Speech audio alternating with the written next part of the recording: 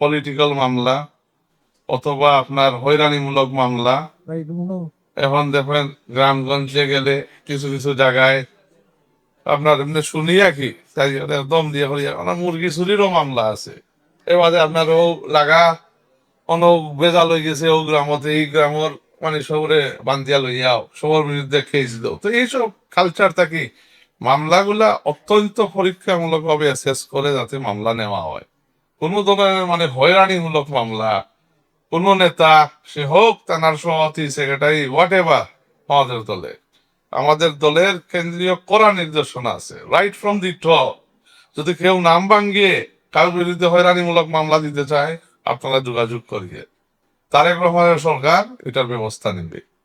দল হোক দলের বাইরে হোক এনিবডি দল মত নির্বিশেষে আপনারা সমাজ সেবামূলক কর্মকাণ্ড আপনারা মানে বজায় রাখবেন। আইন শৃঙ্খলার দিক থেকে ডোন্ট কম্প্রোমাইজ। আইন শৃঙ্খলার দিক থেকে what the law enforces and rightful যে decision you stick to that and you have our full support.